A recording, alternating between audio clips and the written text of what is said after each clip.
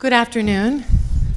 My name is Patsy Hicks, and as Director of Education, I welcome you to the Santa Barbara Museum of Art. We are delighted that you have come in this afternoon, and we ask only one thing of you, and that is not only that you are a rapt audience, so it's more than that, but that you turn off your cell phones, please, before we get started. And also, because I have a tendency to forget these things, I want to say to you now that we are delighted that there will be a question and answer period, so we expect you to be very forward in your questions. Do not be shy. We will perhaps allow you, as was suggested, a moment of silence so that you can sort of think about what you want to ask and then boom. And also, in reward, we are asking that you come upstairs and share a glass of wine and some light hors d'oeuvres with us in a reception following the readings. So that will be in Davidson Gallery, and I believe, as is often the case when you most want things to work, that our elevator is not working. So that means you will have to climb the stairs, which I hope will not be a burden for anyone, to the gallery just at the top of the stairs out here. So cell phones off, thinking about questions, and ready to have a drink. And here we go. Okay. So April is, as many of you know, officially designated as Poetry Month. Some of us believe this to be an unnecessary designation, preferring to see poetry as part of our everyday, like breath or food or music. We are especially fortunate, then, to have with us today the celebrated, award-winning, globally admired poet, Adam Zagajewski, whose poetry raises the everyday, a fallen feather, a meal remembered, a view from a window, to something sublime in its very smallness. He writes with precision and wonder about the calm and courage of ordinary life. In a nod to portraiture, he says of poetry that it is like a human face. It is an object that can be measured, described, catalogued, but also an appeal. He offers poetry as the opposite of doubt. He writes, "Doubt is more intelligent than poetry, insofar as it tells malicious tales about the world, things we've long known but struggled to hide from ourselves. But poetry surpasses doubt, pointing to what we cannot know. Doubt is narcissistic. We look at everything critically, including ourselves, and perhaps that comforts us. Poetry, on the other hand, trusts the world and rips us from the deep-sea diving suits of our I. It believes in the possibility of beauty and its tragedy." Adam is interviewed this afternoon by fellow writer, friend, novelist, and chair of the UC Riverside writing program, Andrew Weiner. Many of you will remember Andrew's marvelously choreographed exploration of Henry James with author Colm Tóibín on this same stage, as well as his more recent tennis-like back and forth about longing and disappointment with the witty and irreverent Jeff Dyer, who incidentally returns to us this Thursday to read from his latest. We are fortunate to have Andrew back again to open for us in this conversation the bright pleasure, the beauty, humor, lyrical clarity, conscience, and power of the philosophy and poetry of Adam Zagajewski. Please join me in welcoming them both.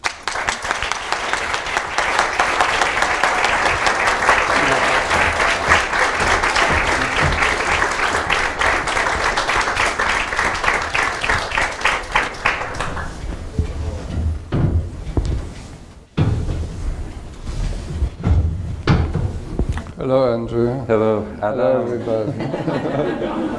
Can you hear us in the back? Yes. Great. Yeah. Well, welcome, and this is a dream come true. We were Adam and his lovely wife Maya and I were having dinner in Krakow one evening, and Maya expressed an interest in improving her English and coming to California to do so. And I said, let's make it happen. And so really, Adam and I are here at the service of Maya. But it's really a dream come true for me, because this man sitting on the stage here with me before you today is the one writer, and I'm going to try not to cry when I say this, but he's the one living writer that I can really call my master.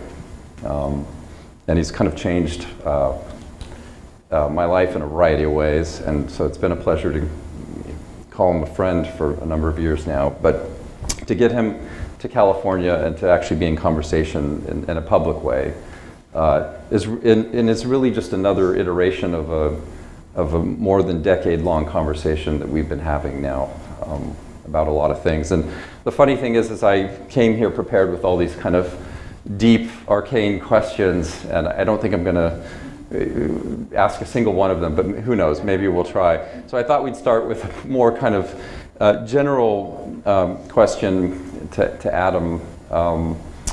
It's really kind of two parts. Adam, when you were a young man in Poland, under the communist regime, you were kind of what I would call an angrier kind of artist or poet.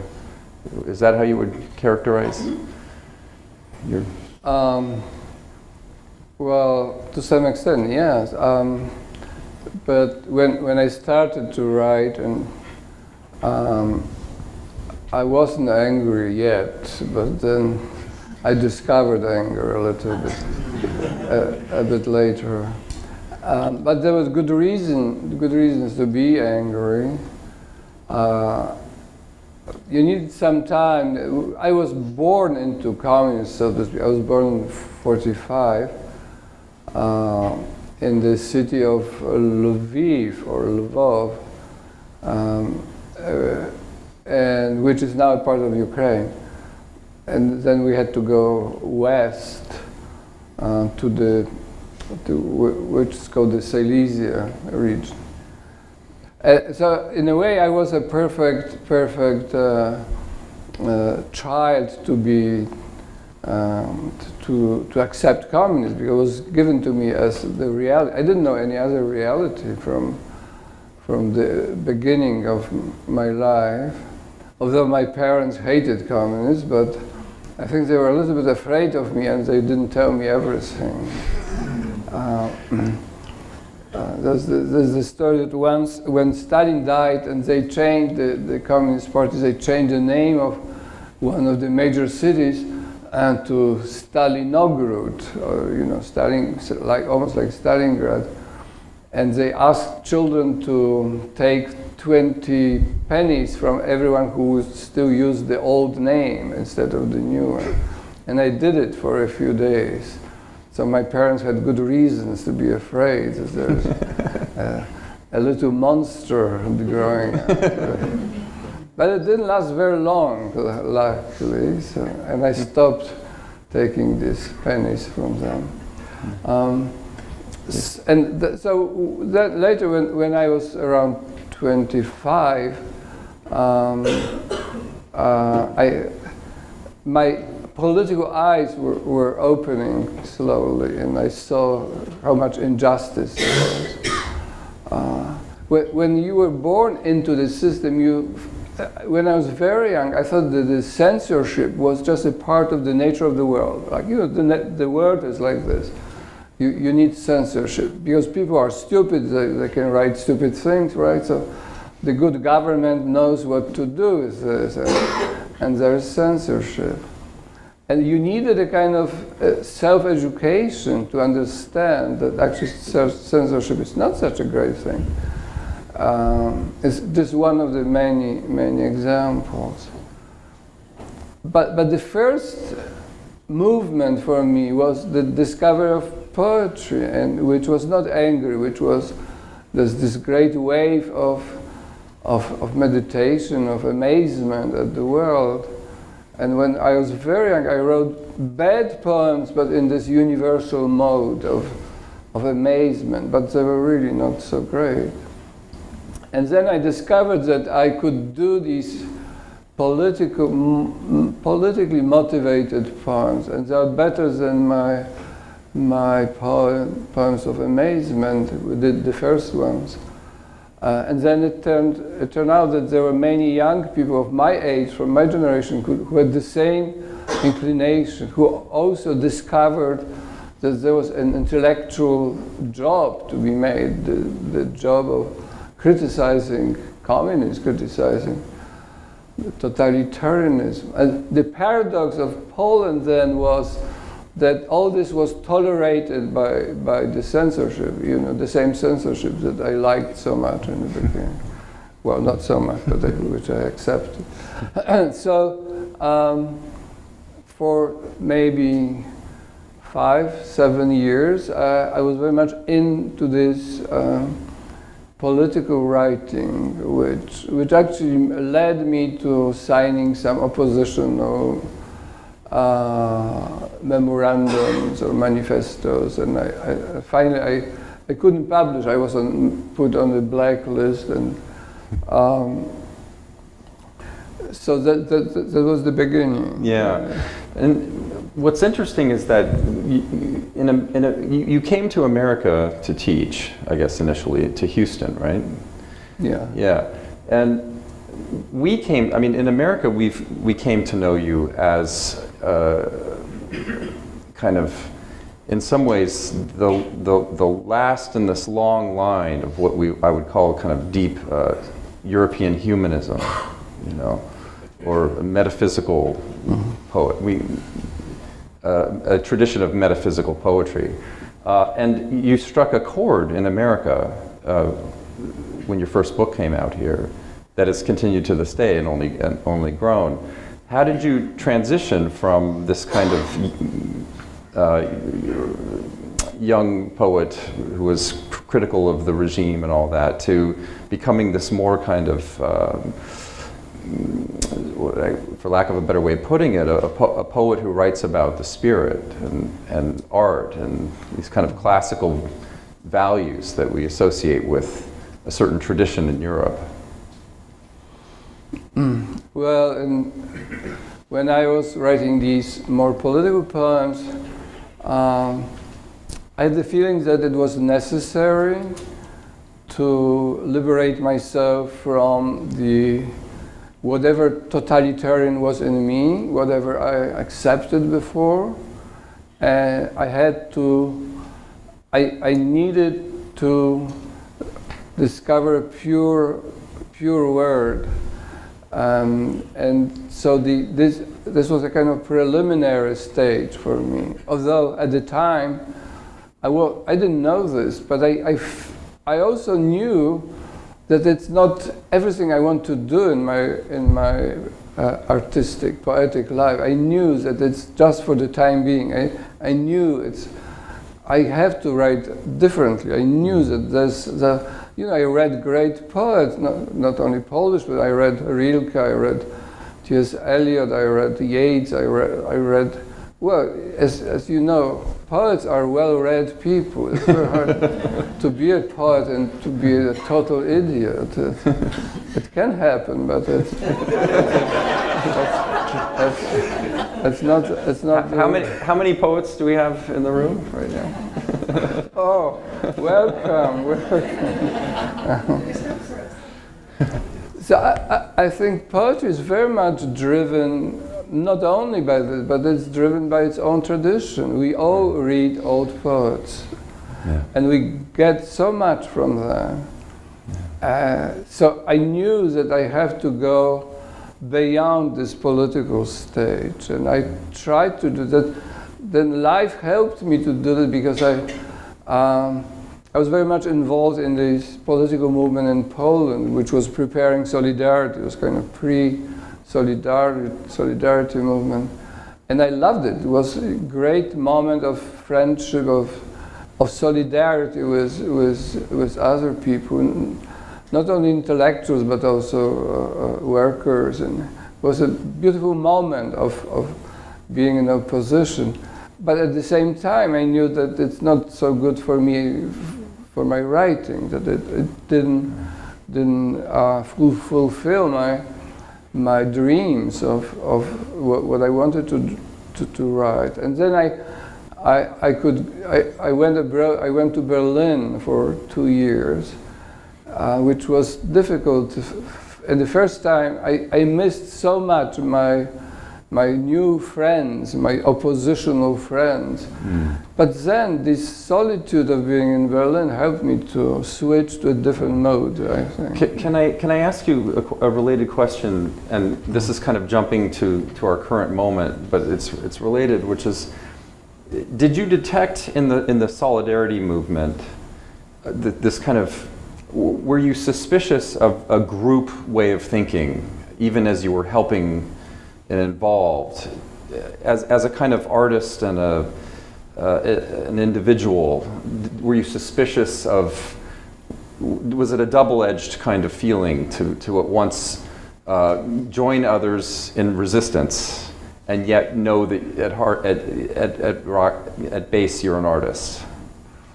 Yes, not right away. At the beginning, it was just pure pleasure to be part of it. But then I never dissociated myself from the political targets of this movement. But such a mass movement creates its own aesthetics. And I wasn't so sure that I really shared in this aesthetics. And I thought there's two different things. One was the political aim, which was noble, but then for me, writing was a domain of freedom, not of any kind of it was like, to some extent, not really, but as you well know, communism has its own normative aesthetics, right? Called socialist realism. So what the opposition developed was a kind of anti-socialist realism. Was the aesthetic of opposing the communist reality, but also in a realistic vein. So I wasn't sure that that's what I like to do. But you, I mean, because you didn't become a language poet, for example. You didn't go into, because that would seem to be almost the exact opposite of social realism. It would be some radical, experimental kind of art for art's sake, almost kind of work. But you never went in that vein, right? No, but some of my friends did. Yeah. It was not unusual in my generation to stay in my generation for a while. It was not unusual. Yeah. But later, I don't know whether this just as a digression, but I find it fascinating. You know that in East Germany, before it collapsed, there was a phenomenon called Prenzlauer Berg poetry movement. Have you heard about it? Prenzlauer Berg is a neighborhood in Berlin, but it was also the name of a group of poets who in the 80s were writing kind of avant-garde linguistic poetry, which in itself was not allowed in Eastern Germany, because Eastern Germany still had this idea of realistic writing. And later on, it turned out that this movement was actually created by the secret police in East Germany. And the rationale was that because Poland had this huge Solidarność movement, and the German party was afraid that it would contaminate the young people in East Germany. And they contacted some of the young poets and said, if you try to do some experiments in Poland, we will allow it. We even give you some money so that you have your reviews, your magazines, and don't be afraid. We will tolerate this. And it was really something incredible, because this movement became very well known in the West, in West Germany. They were welcomed as these very, courageous poets who were risking a lot to write these experimental poetry. Yeah. And it's only much later that it was discovered. Of course, maybe some of these poets would do the same kind of writing without the help of the secret police. But indeed, there was a massive involvement of they got money, they got some possibilities to do it. Yeah. I'm not saying that it didn't exist in Poland, but it was and I think it's probably in the history of the world, it's probably the only case that the secret police created a cultural phenomenon. How do you now, because Poland obviously now has another kind of oppression, we might say, of a different sort, a theocratic, the threat of a theocracy. And here you are all these decades later, obviously a more mature artist. Do you feel compelled to write poems now that are political with respect to what's happening in Poland today, and other nationalisms that we know about, of course, in Europe and America? No, I wrote one single poem against this stupid government, and it was where's my water? Here's my water. Okay. It was published in a newspaper in Poland. I did write some short articles. So I'm deeply appalled by this nationalist government, and I try to do something against them, but not in my poem. This one poem is is an exception, because I think that the young poets, they should do it, right? I've done my jobs. I mean, I would argue that your form of rebellion, aesthetically, it lies elsewhere, and I wondered if you might read a few poems for us, and then perhaps we can talk about them. Sure. Afterward. Yeah. So, should I read just Blake, or if you? We'll see how it goes. I may interrupt. Don't allow him to interrupt. Yeah, start with Blake. Let's do that. Okay. Yeah. I might as well tell you that I have this poem pegged above my writing desk, so it was a special request, like a rock band or something.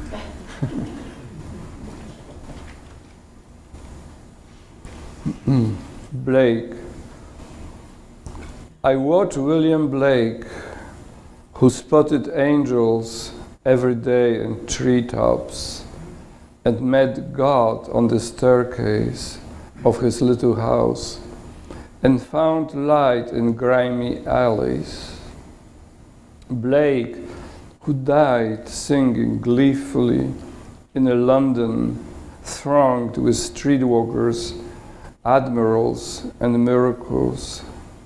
William Blake, engraver, who labored and lived in poverty, but not despair, who received burning signs from the sea and from the starry sky, who never lost hope, since hope was always born anew, like breath.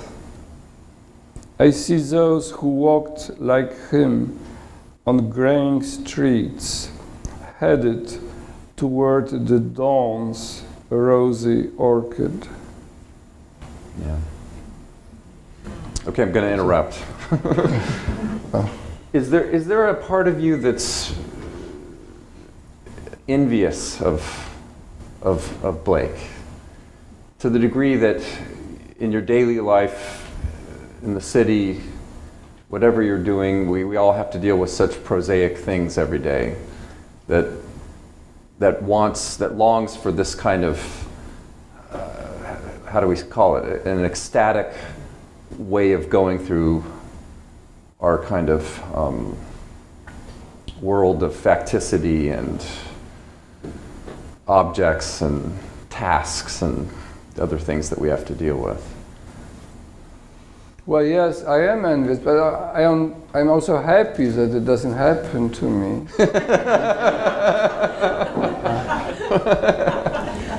Well, you mentioned Maya, my wife. She wouldn't really allow me to be ecstatic all the time.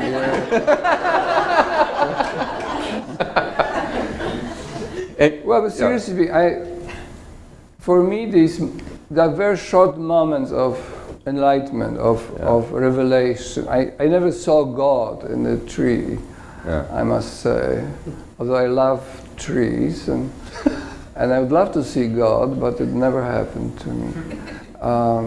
For me, Blake is an exceptional figure because he was not crazy. You can have many crazy people who would claim, oh, I saw God, you know, at the number 25 or of the street. But he was not crazy, and he was a great thinker and a great poet, and he had this continuity of vision, which is totally exceptional. Totally exceptional. So yes, I am envious, but I couldn't live this life. Maybe it's, you know, I'm giving these short moments of, and I'm very thankful for these short moments, and the rest of it is just, it's all kind of other things, right? It's and I never thought that I would. I think it's a very beautiful question, but no, I am a little envious, but not too much. But do you think that writing poetry is a kind of another way? In other words, if you can't walk through the streets of Krakow and invite God into objects, and if you don't see a kind of immanence, I guess, the way that Gerard Manley Hopkins did, for example, or Blake, is there something about writing poetry that is almost a compromise, or that allows you to be both reasonable and yet still attempt to move toward the numinous? Well, yes. At the same time, sometimes I feel ashamed of it, because it seems to me the mainstream. Not that it seems to me. It is like that. The mainstream of poetry today is very much antithetical to this. It's very sober. It's very ironic. It's not bad. It's interesting, but it goes away from the Blakean way. Or not only Blake. There are more poets who are trying to see the high things, and I want to see the high things, but also I need the low things, because I think that the high things can only be expressed through low things. You cannot express the lofty through the lofty, because it's boring. You know, you need objects, you need the quotidian, you need very small things, and I don't have a very, you know, I don't have a program, I don't have an aesthetic that I would elaborate for myself. But I think one of the main things for me is to maintain a constant dialogue between what's low, what's totally common sense, what comes in everyday experience, and some dream of something higher, something loftier, and to to try to have a connection between the two of them. But why do you say that contemporary poetry is more Cartesian and also perhaps more self-directed, autobiographical, and even these days political in a different way? Why do you think that your work, nevertheless, over the last 30 years has struck such a chord in this country and elsewhere, in Germany and many countries? Well, I don't know. I wish I knew. I don't know. And it's, it should, you would think that no, I don't know. I wonder why. And yeah.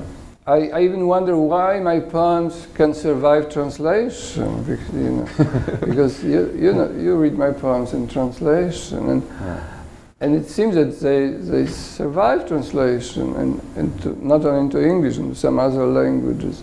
Yeah. I'm almost afraid of knowing the answer for this. Yeah. I think there's something, maybe in some poems there are some moments of, I don't know, of some images are speaking to people. Yeah. Well, yeah. I mean, go ahead. But it's not. I cannot. I don't govern these things. They come. I believe in inspiration, which is a very old-fashioned thing, right? And even the word inspiration seems to me a little weird. But I think everyone who writes poems knows that there are some moments when it quickens, when it's different, when it comes, when you know for a moment, so I think these moments somehow translate into, they can be materialized in an image, in a metaphor. But other than that, I don't know. I'm very happy that it happens, but Yes. I don't know why. Yeah, I mean, I will just to posit and to close off that question, it seems to me that, and I think this is true of your fellow countrymen and women who've written poems, that you actually are still in search of some kind of meaning and truth and significance, which is not to say that other poets are not, but there's a certain kind of clarity of thought. I mean, I would say that reason still plays a big part in your work, as it did in Szymborska and Miłosz and Herbert. But there's this seeking of something that is unknown and perhaps unanswerable that seems to drive much of the work. And I think that speaks to not just other poets, which has been the fate of so much poetry in this country. They're only read by other poets, but in fact, the lay person finds something in your work. So there are many definitions of poetry. There's one that I like most. It's Montale who quotes it. It's by an Italian Jesuit who said in the early 18th century that poetry is a dream dreamt in the presence of reason. It's a fantastic description, because you have in poetry both the dream, something totally irrational, but there's a reason and the reason is listening to it and say, no, that's not good. There's this kind of censorship of the reason, right? Yeah. But this kind of really very blessed censorship of reason. Yeah, and I mean, I think it applies to serious fiction as well, which might explain why you have so many fans and novelists, including myself. But I feel like I embarrassed you with that question, so I'll move on. In fact, why don't we do some more poems? Sure. Yeah. This was my dream.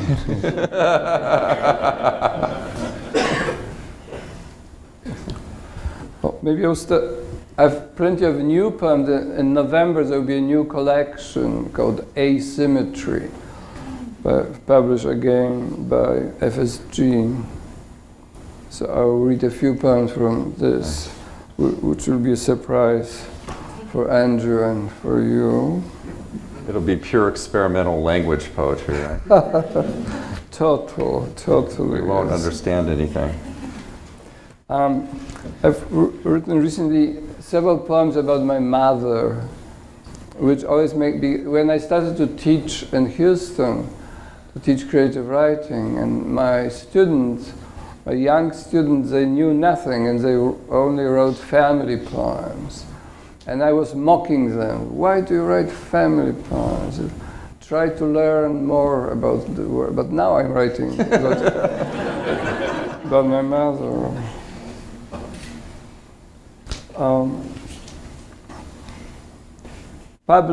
The translations are by Claire Cavan, by the way. Public speaking contest.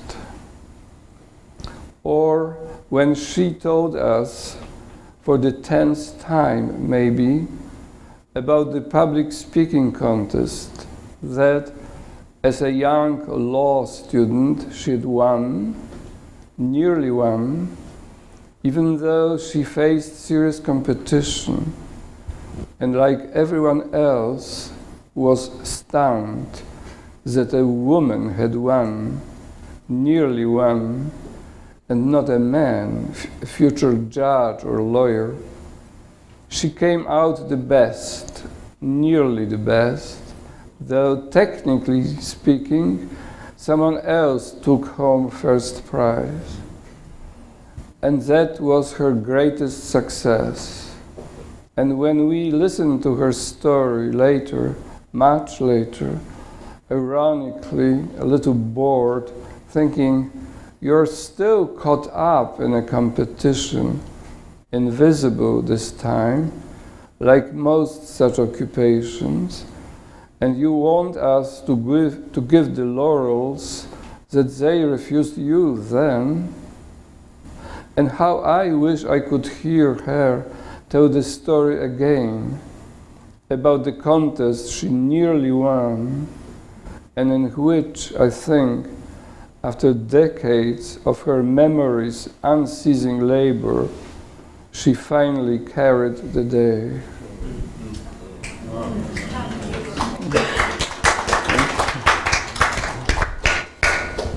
That's an amazing poem, Adam. Thank you. It's remarkable.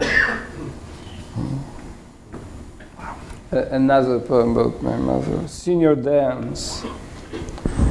Or how, before the senior dance, my mother went to the meeting where we discussed the evening's artistic program, and how her ideas struck us as feeble, old-fashioned, as if she, not we, were taking the final exams that she had already passed before the war, with honors, as I remember.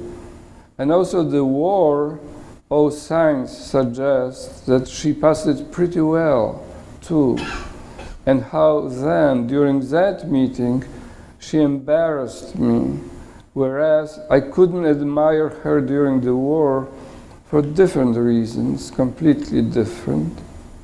And how that asymmetry, that strong asymmetry, for many years, for decades, didn't permit me to see her in truth's sharp light, sharp and complex, complex and just and unattainable, unattainable and splendid.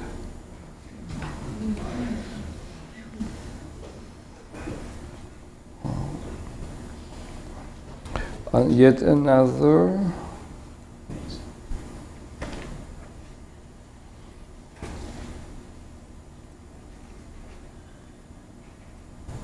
Can I ask you while you're looking, what year your mother died?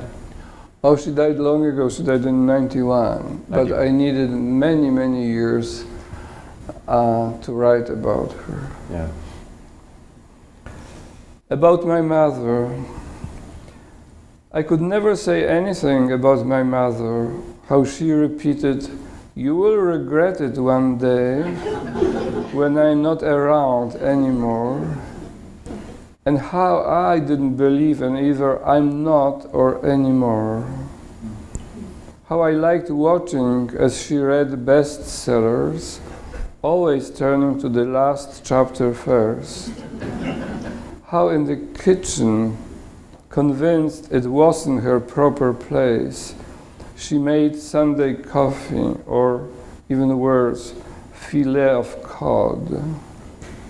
How she studied the mirror while expecting guests, making the face that best kept her from seeing herself as she was. I take after her in this and other failings. How she went on at length about things that weren't her strong suit, and how I stupidly teased her. For example, when she compared herself to Beethoven going deaf, and I said cruelly, "But you know, he had talent," and how she forgave it all, and how I remember that, and how I flew from Houston to her funeral. I couldn't say anything, and still can't.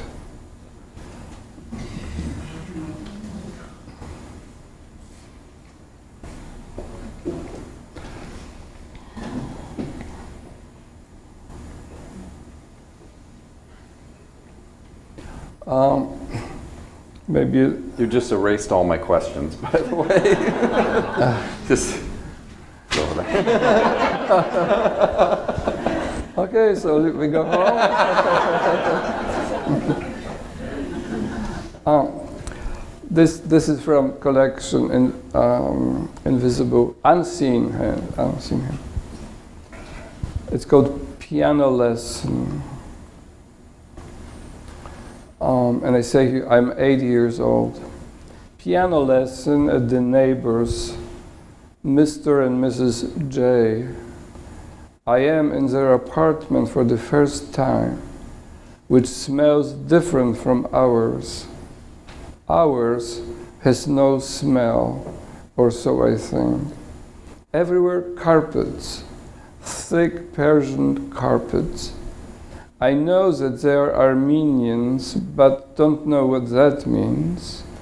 Armenians have carpets. Dust wanders through the air, imported from Lvov, medieval dust. We don't have carpets or Middle Ages. We don't know who we are, maybe wanderers. Sometimes I think we don't exist, only others are. The acoustics are great in our neighbor's apartment. It's quiet in this apartment. A piano stands in the room like a lazy, tamed predator, and in it, at its very heart, dwells music's black ball. Mrs. J told me right after the first or second lesson that I should take up languages, since I showed no talent for music. I show no talent for music. I should take up languages instead. Music will always be elsewhere, inaccessible in someone else's apartment. The black ball will be hidden elsewhere, but there may be other meetings, revelations. I went home, hanging my head, a little saddened, a little glad, home, where there was no smell of Persia, only amateur paintings, watercolors. And I thought, with bitterness and pleasure, that I had only language, only words, images, only the world.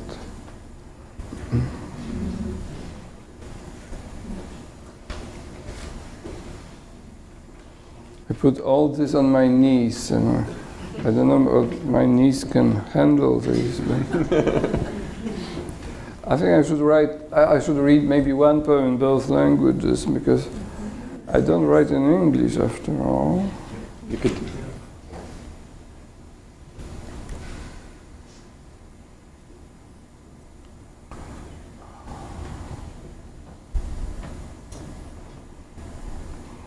Okay, so I read first in English, right? So that you can get maybe a few things in, from the Polish.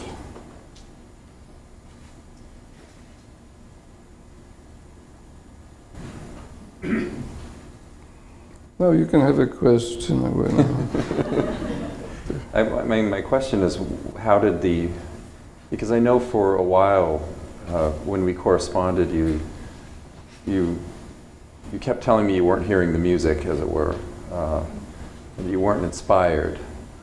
Did the mother poems come after a period of kind of not hearing the music? No, I think the poems only come in the musical periods. They don't appear otherwise. Yeah. Do you have a feeling for what led to writing about your mom suddenly, family? Well, I wrote several poems about my father, which was easier for my father. Had a very long. He lived almost 100 years, and so he gave me time to think about all this. My mother died much earlier. And I had a complicated, I loved my mother, but I also had some problems with her, more than with my father. And it took time to understand, or at least someone told me that I read some of these poems 2 months ago, and someone that said, "Oh, it's just so strange, because normally people, when they write about their mothers, they're pure poems of pure love. But in your case, they're not of pure love; they're of mixed love." And it's true, I think. But nevertheless, the effect of those poems feels very much like love. Yeah, I think so. Yes. Yeah, but a complicated one. But which love is uncomplicated? I'm sorry. Okay, I'll read this poem.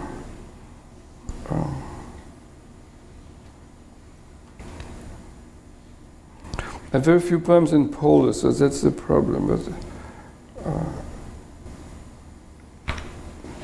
I'm so sorry for this, but I can. So let me read a few more in English, and maybe I'll find this. But you don't understand Polish, right? Or I wonder why.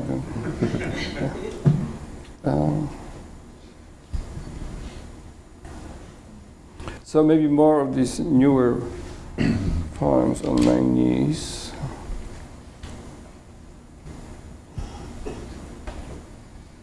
It's interesting because characteristically, at least in this culture, we grapple with our parents often in our 20s and 30s, usually through therapeutic means, right?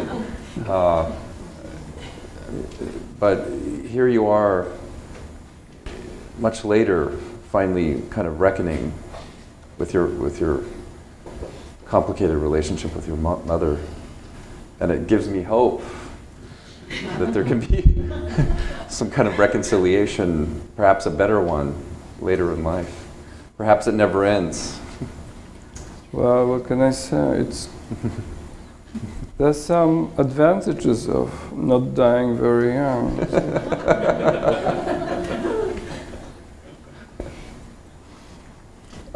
Summer 95. It was summer on the Mediterranean, remember, near Toulon. A dry summer, self-absorbed, speaking some incomprehensible dialect, so we caught only scraps of salty words. It was summer in evening's slant light, in the pale stains of stars, when the buzz of countless trifling conversations had died out, and only silence waited for a sleepy bird to speak. Summer in the daily explosion of noon, when even the cicadas fainted. That summer when the azure water opened, welcoming, so welcoming that we forgot completely about amphoras lying for thousands of years on the sea's bottom in darkness and solitude. It was summer, remember, when the leaves, always green, laughed. It was July when we first befriended that little black cat who seemed so intelligent to us. It was the same summer when in Srebrenica men and boys were being killed, and there were countless dry shots, and no doubt also heat and dust and cicadas mortally afraid.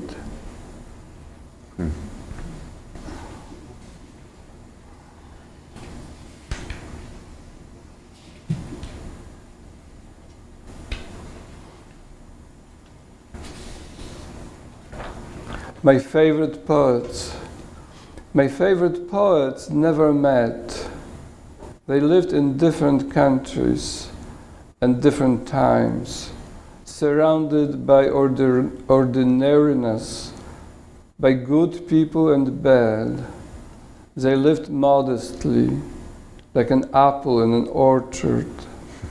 They loved clouds. They lifted their heads.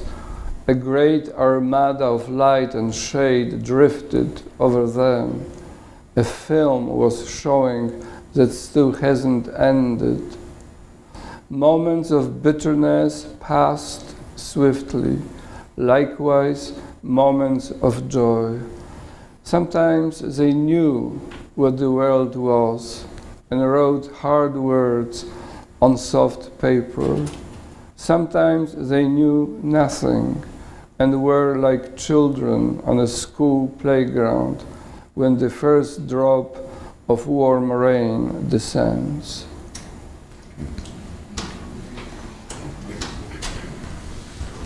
And this is a poem that has my father in. It's called Nocturne. Sunday afternoon, September, my father listens to a Chopin concerto, distracted. Music for him was often just a backdrop for other activities, work or reading. But after a moment, he puts the book aside, lost in thought. I think one of the nocturnes must have moved him deeply. He looks through the window. He doesn't know I'm watching. His face opens to the music, to the light. And so he stays in my memory, focused, motionless. So he will remain always beyond the calendar, beyond the abyss, beyond that old age that undid him. And even now, when he no longer is, he's still here, attentive, book to one side, leaning in his chair, serene. He listens to Chopin as if that nocturne were speaking to him, explaining something. Oh, do we still have time? Yeah, I think so. Yeah, a little bit, yeah. I've only 2 knees and too many poems. But it's not a reproach. It's not a criticism of the museum. Not at all. I will read another father poem. It's so interesting, Adam, because I didn't realize we were going to do a family kind of talk today. Why not? I thought we were going to be talking about God and theological concerns. But God is untalkable. I know. I'm joking. You know, you're writing a paper on this right now. Right? It's impossible. The paper will never get written, I think. So this poem is called "The Green Windbreaker." When my father, I lived with Maya for many years in Paris, and when my mother died, my father would visit us in Paris, coming from Poland, and he loved painting, so he would go to the Louvre. When my father strolled through Paris, often in the green windbreaker that he had ordered tailor-made, one of the few luxuries in his rather modest life, when he spent long hours in the Louvre, studying the paintings of Corot and other lesser masters from centuries past, I couldn't know how much distraction lay hidden in the years just then approaching, as if that green windbreaker brought him ill luck. But now I begin to recognize, to suspect, that catastrophe had been stitched into all his clothing, regardless of color or shape, and even the greatest master painters could give him no assistance here. I'm looking for some more ambitious poem, something for Andrea, who is a philosopher.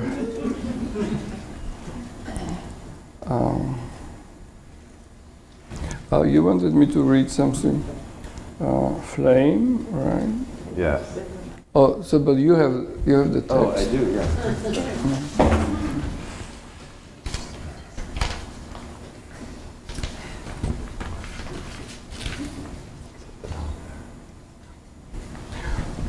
Okay, and then maybe one more, and then we will switch to the Q&A. I have here one more ambitious poem. So I'll try to find it. And could we do Flame is so brief, and then your new ambitious one, and perhaps end on yes. Mutilated? Okay, fine. I know Mutilated. Andrew's a very demanding person. Otherwise, you know, when you... No, but, you know, Andrew, we had this correspondence on email. He's the only person in the world who somehow makes me answer every email of him. As you know, that the nature of email correspondence is mostly that there are long breaks, right? Like 2 years of break, or a month of a break. Andrew's the only one that has some kind of charisma that makes me answer every email. So this is a short poem called "The Flame." God, give us a long winter and quiet music and patient mouth and a little pride before our age ends. Give us astonishment and a flame high, bright.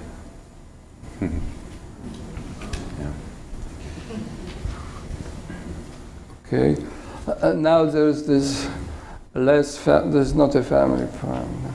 It's called "We Know What Art Is." Actually, I wrote it in English. It was a commission. It happens very rarely, but they opened in Chicago a new art center. The University of Chicago has a new art center. They commissioned a poem. And I wrote it in English, and then Charlie Williams, C.K. Williams, said, improved it a little bit. He said, this line is not so great. In English, he said, but it only existed in English. So. Okay, we know what art is. We know what art is. We recognize the sense of happiness it gives.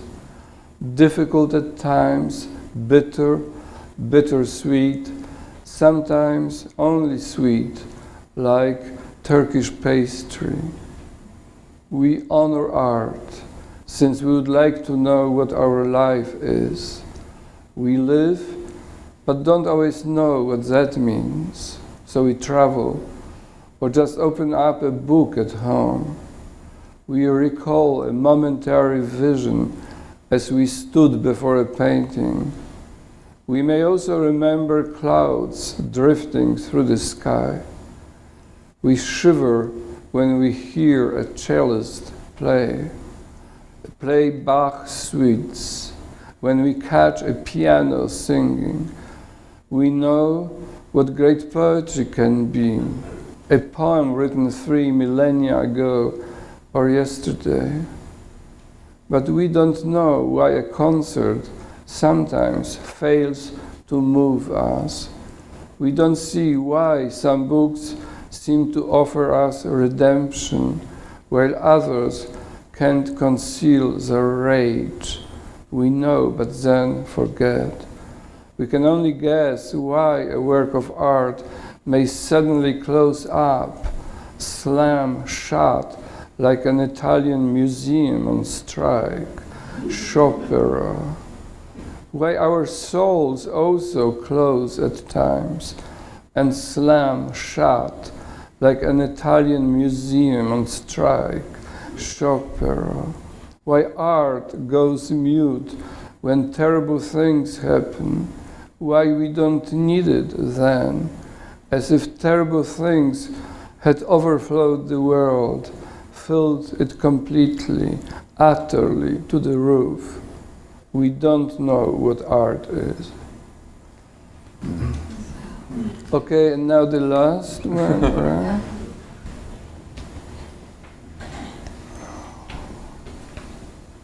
Can I just mention from your recent prose book, Slight Exaggeration? Uh-huh. Isn't there a moment when you're in the museum in Bologna, I think, and you're looking out a window at kind of a street, people across the street, and you have this kind of moment where I think you identify with the paintings, right? Yeah. Yeah. Yeah, there's a short moment. Though my wife tells me I do identify too much with art somehow. Yeah, it's a very strange feeling. I never happened to be in Bologna. They have this museum, and usually museums stand next to trees, to nothingness, right? But in Bologna, you see actually the windows of people's apartments from the museum window. And this was late afternoon, and people were starting to prepare their dinners. And I looked at them, which I like to do it in museums, to look across the window to see what's going on. And suddenly I had this feeling that these people who were preparing their dinners were so trivial, so incredibly banal, that we here in the museum were somehow much better. But it didn't last very long. And I love that kind of self-effacing, it's irony really, but you have a wit that's very quiet in your work, that has a certain kind of humility to it, because you, like you just said, you often make fun of yourself at the very moment that you're highest, almost, you know. Well, I like dialectics, not Marxism. Yeah. And I think you often, you have, there's a German poet that is largely unknown in this country, but who's been important to you, Gottfried Benn, who has that poem about Chopin. You read the poem today about Chopin. And I think there's a line in there that he says something like Chopin couldn't explain for the life of him his own nocturnes. He had no language for them. Well, there's this wonderful moment when there's three lines. Like, when Delacroix developed his theory, he would become nervous because he, on his side, he couldn't explain nocturnes. Right. Yeah. The idea that you would explain nocturnes is just incredible. Incredible. Yeah. And Delacroix, as you know, he loved theories. He was a great painter. Yeah. And he has this wonderful diary, you know. I love his diary. Yeah. By the way, Andrew read everything, so if you need help. But not your new poems. It's so refreshing. Okay, so try to praise the mutilated world. Try to praise the mutilated world. Remember June's long days and wild strawberries, drops of rosé wine, the nettles that methodically overgrow the abandoned homesteads of exiles. You must praise the mutilated world.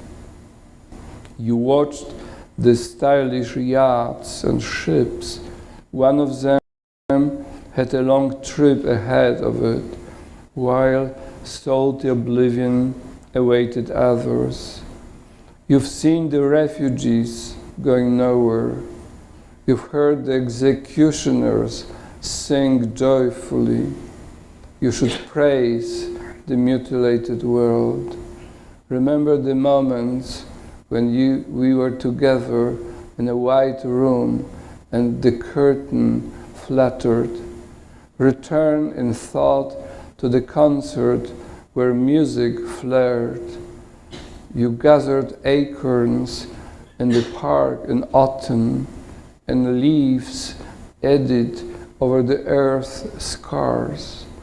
Praise the mutilated world and the gray feather a thrush lost, and the gentle light that strays and vanishes and returns.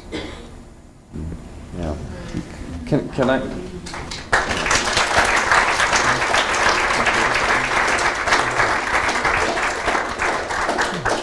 While everybody's thinking about their question, can I ask you a question about that poem? And that poem struck a chord after 9/11 and it became a very kind of a helpful poem to a lot of Americans at that time. Has your relationship to what you wrote in that poem changed since then, either as a result of that kind of acknowledgement that it received then, and also because of what has happened politically in the world since then? No, it hasn't changed much. I understood after a while that this is a kind of ars poetica. For me, you say what happened politically in the world, but I was born in a few months after Auschwitz was closed. I was born in the city of Lvov, which had one of the most painful Holocaust actions, like every other city and town, but this one as well. So in a way, I was born into the valley of tears, and yet later on, I had a very happy childhood, and I could never understand this duality of the world, that you can have the extreme suffering and joy almost at the same time. Of course, as a child, I didn't know. I didn't see any of this, but later I read about it, I knew about it, and I knew older people who went through this. And so only later on I understood that that's the thing I do. I praise the world, which is in a terrible shape, but I still love it. I admire it, and maybe not the same aspects. I don't admire cruelty and I don't admire crime, but there's so much else to praise. So it's for me a mystery why it is like this. Yeah. But this mystery allows me to write and to live. Okay. Yeah. Do we have questions in the? out And there? we actually have microphones, so we'll come Okay. to you and Great. allow others to hear your question too. Okay, so raise your hands if you have questions. So me. Oh, Pika, yeah. A lot of the poems you shared with us today had music and painting in them. What is it that poetry can do that music or prose or painting can't do? What can poetry do that no other medium can do? That's a very smart question. I think what poetry can do can put all these things together. And well, poetry only lives on the echo of music and on the remembrance of paintings. I think poetry does, well, maybe that's just my own understanding, it can contrast the beauty of the world, which you can find in music and painting, with the ugliness of the moral world. And maybe it's, well, the advantage of poetry is its shortness. That sometimes in 15 lines you can sum up the universe and you can go home, right? Get a good meal. So maybe that's the difference. But in a way, we all do the same thing. And the composers, it's different. It's slightly different. But when you talk to them, you see they're like us. They're like other people. They also live by the enchantment and sorrow, and they try to. Well, Zbigniew Herbert, one of the great Polish poet, was the generation before me. He actually didn't like music, and he told me, this music, it's so mechanical. You have allegro, and then you have adagio, and then you have allegro, and he said, that's too easy. I think he was wrong. I don't know how to answer to it, but maybe that's, for me, poetry is this summing up of everything in the shortest possible way. I couldn't write a long narrative poem, it would bore me to death, but I need these short leaps. But you don't just listen to Satie. You like longer musical symphonies and. Yeah, but I don't write them. Yeah. Yes, I listen to them. Yeah, but it's very hard to listen to the entire symphony with the same attention, yes. Right? Yes. We are so imperfect as listeners. Yeah. Guilty as charged. Yes. I wonder if there are poets who you keep going back to for your own reading, and if that's changed over your life. Yeah, there's always a change. I think there's this unfortunate thing that when you encounter a new poet, which mostly happens where you are young or younger, you live a moment of a great adventure, an inner adventure, and then you stop being as attentive to this poet after a while. This poem is still in your library and in your soul, but the first impression is never to be repeated. You can never enter the same poet twice. I mean, in the way of enthusiasm, you can return. You can still find wonderful things.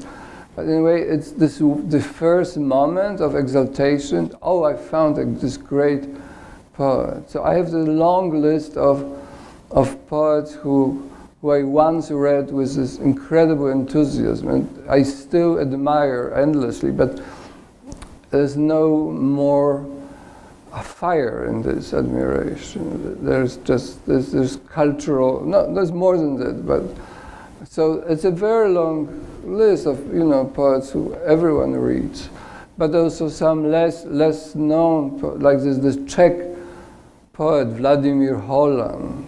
who actually exists in English. He has several books in English, but a wonderful poet, Russian poet. But they, you know well, Pasternak or Mandelstam or Akhmatova. These are all in my memory, in my life. And, so, but you know, I don't have many sensational new names that would make you go home and read them. But I remember in your introduction to the Rilke collection, you did write that you went through years of not looking at him, and then you came back to him. Yeah. I believe, to the elegies at least. Yeah, it happens. Of course, it happens. Yeah.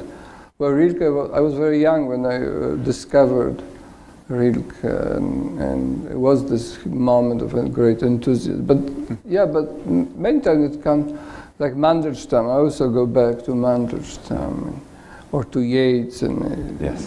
These are great figures for me. Hi. After the poem on Blake, you said that you're only ecstatic part of the time, I believe.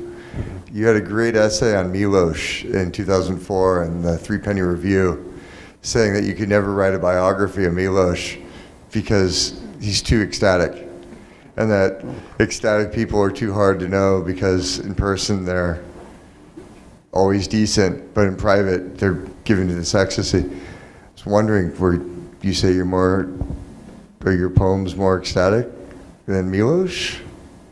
No, I wouldn't say so. No, I think what I meant, if I remember, that, you know, ecstasy is ahistorical. That's not a part of history.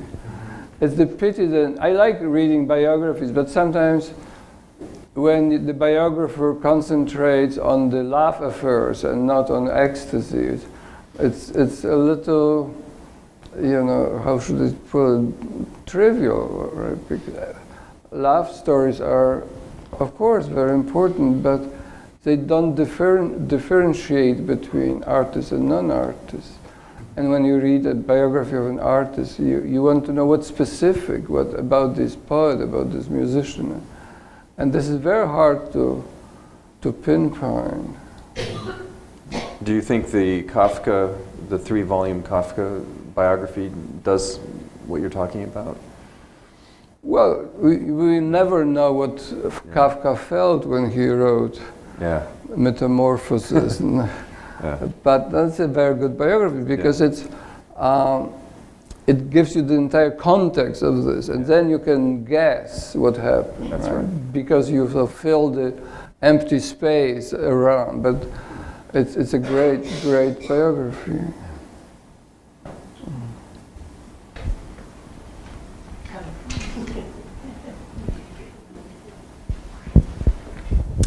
I sense in your work a great appreciation of Mahler, or Malheur. and I was wondering, what is it about Mahler's work that really resonates with you? I love that you asked that question. It's a question I would have asked.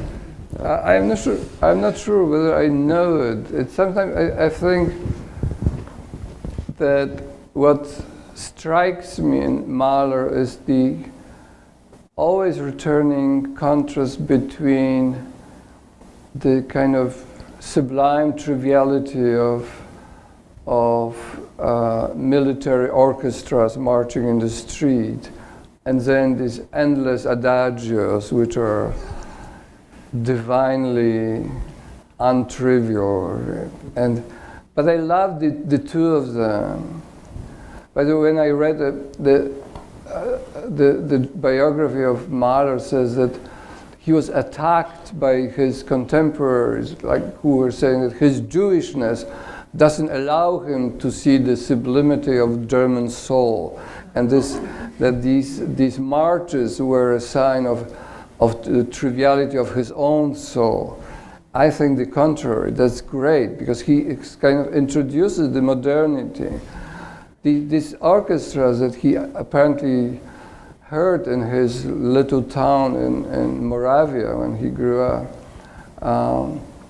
they are the counterpoint to these sublime adagios, and altogether they give us a whole. They create something bigger than that.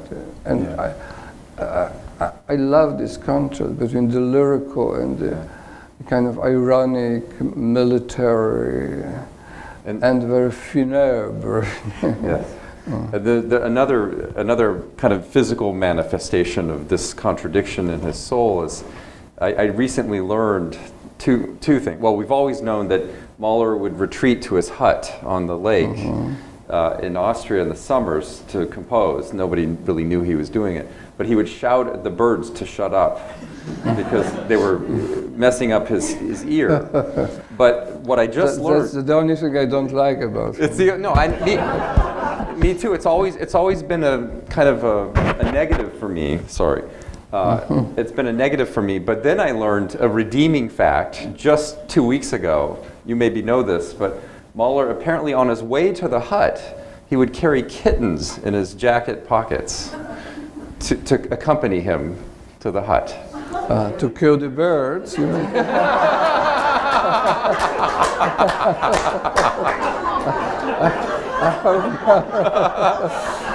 Yeah.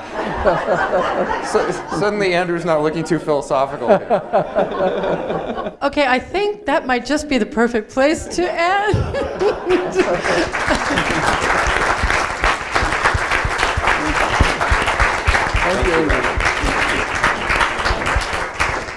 I want to thank you both. It's been an absolute pleasure and privilege to be in this auditorium this afternoon.